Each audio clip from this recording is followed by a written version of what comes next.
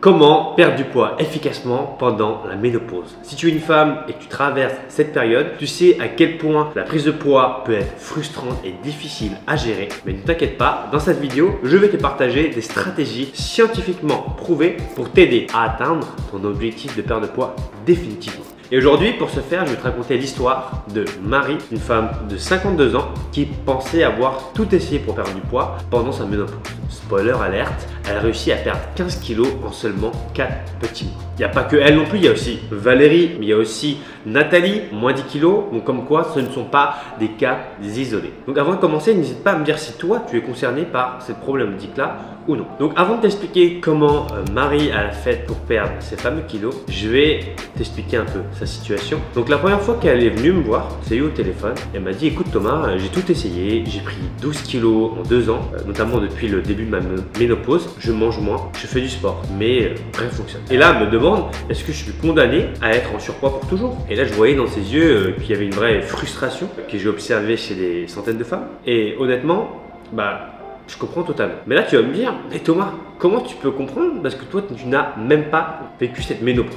Eh bien si, je l'ai vécu. Je rigole, bien évidemment. En réalité, j'ai surtout étudié tous les processus de pourquoi c'est plus compliqué, surtout comment réussir après avoir aidé des centaines et des centaines de femmes à mincir durant la ménopause.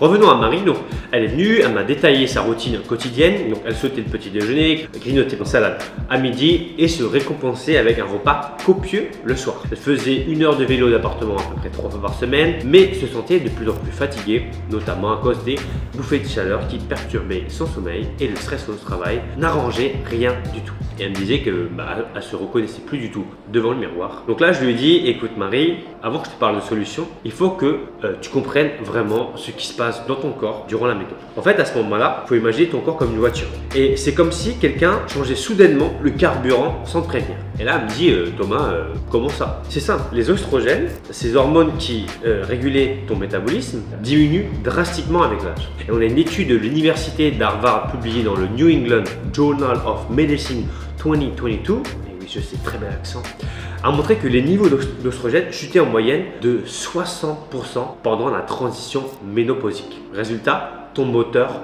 ralentit. Attention, c'est pas fini. Une autre étude de l'université du Colorado en 2023 a montré que les femmes ménopausées brûlaient en moyenne 100 à 200 calories de moins par jour que les femmes préménopausées du même âge et du même poids. C'est comme si tu mangeais un croissant en plus chaque jour sans le savoir. Et là, Marie, elle commence à hocher la tête, elle commence à comprendre, et je lui dis: mais c'est pas tout. Ton corps commence à stocker la graisse différemment, et notamment autour du ventre. Et ça, on a une étude notamment de l'Université de Californie à Los Angeles en 2023 qui a utilisé des scanners IRM pour suivre la composition corporelle de 1000 femmes pendant la transition ménopausique, et les résultats ont montré une augmentation moyenne de 32% de la graisse viscérale sur une période de 3 ans. Et là, Marie, elle me dit: graisse viscérale? Je lui dis: c'est la graisse qui s'accumule autour de tes organes internes. Elle est particulièrement dangereuse car elle augmente le risque de maladie cardiaque et de diabète. Et là, Marie, elle fronce ses sourcils et elle me dit: mais pourquoi mon corps, il fait ça? Et je lui dis: excellente question Marie, c'est une sorte un peu de mécanisme de survie. Ton corps pense qu'il doit stocker plus d'énergie pour compenser la baisse des oestrogènes. Et de plus, la ménopause s'accompagne souvent d'une perte de masse musculaire. Donc ça, il y a plusieurs études qui montraient ça. Et notamment qu'en moyenne, les femmes perdaient entre 3 à 5% de leur masse musculaire au cours des années entourant la ménopause. Et là, Marie, elle me demande: mais du coup, en quoi c'est important pour la perte de poids? Et là, je lui dis: mais c'est hyper important. Le muscle brûle plus de calories que la graisse, même au repos. Maintenant, Marie, elle semblait un peu soulagée de comprendre ce qui se passait dans son corps, et aussi un peu découragée. Alors là, elle me demande: mais du coup Thomas, est-ce que c'est sans espoir? Et là, je lui dis avec un sourire: pas du tout Marie. Maintenant que tu comprends le problème, on va pouvoir mettre un plan d'action adapté, et voici exactement ce qu'on va faire pour perdre tes 15 kilos en 4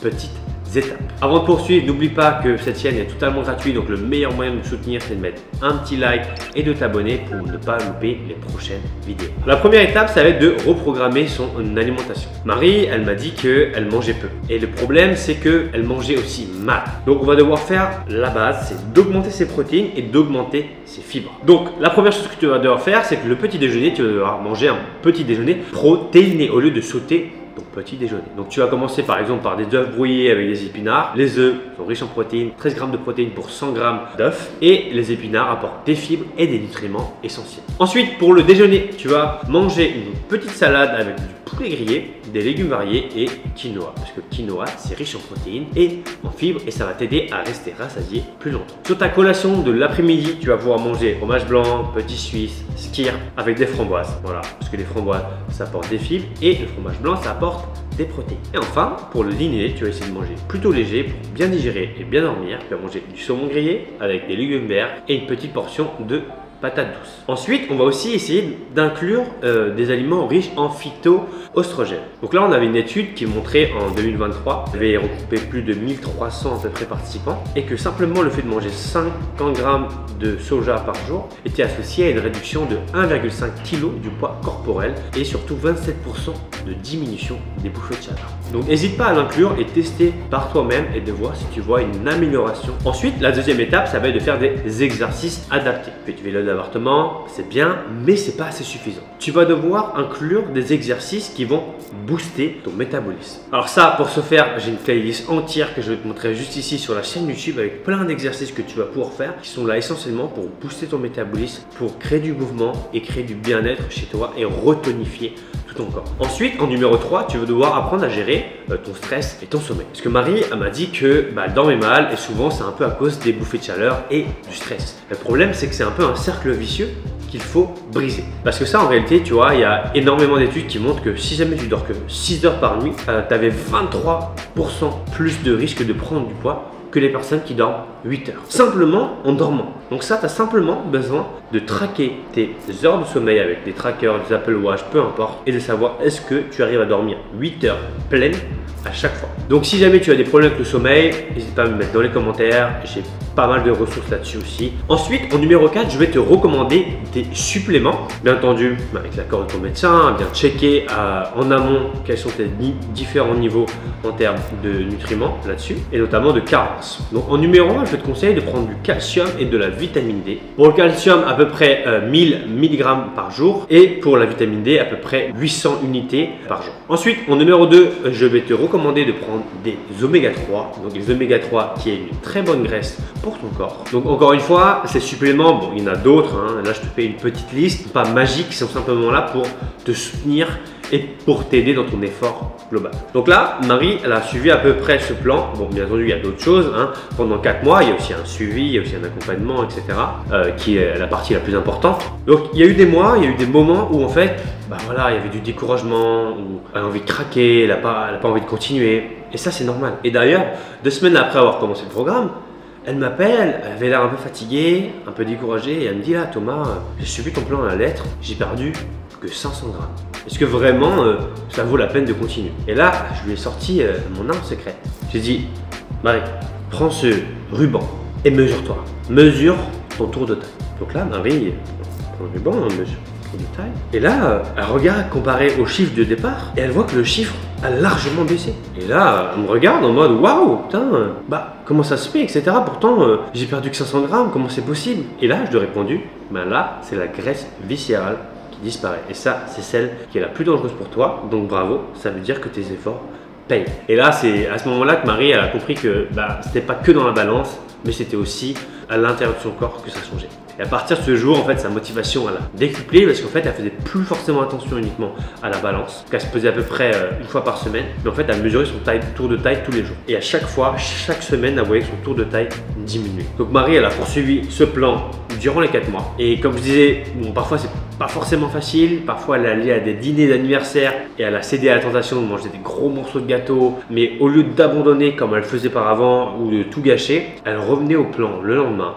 Et en fait, les progrès étaient constants, pas toujours linéaires, mais constants. Petit à petit, certaines semaines, elle perdait plus que d'autres. Et en fait, au fur et à mesure du temps, elle a remarqué que ses bouffées de chaleur ont diminué en fréquence et en intensité, que son sommeil, forcément, s'est amélioré, qu'elle se réveillait plus reposée, qu'elle avait plus d'énergie tout au long de la journée et que en fait ses collègues ont commencé à remarquer qu'elle avait l'air plus en forme et plus heureuse. Et un jour, alors qu'elle essayait une robe qu'elle n'avait pas portée depuis des années, Marie s'est rendue compte qu'elle lui allait à nouveau parfaitement. Et ce fut un moment de pure joie et de fierté pour elle. Elle m'a dit enfin, je croyais que c'était plus possible, qu'à mon âge, qu'à la ménopause, c'était vraiment quelque chose sur lequel je devais renoncer, que mes médecins avaient dit que je pouvais maximum espérer perdre 2 à 3 kilos, grand maximum et pas plus, et que je devais m'en contenter.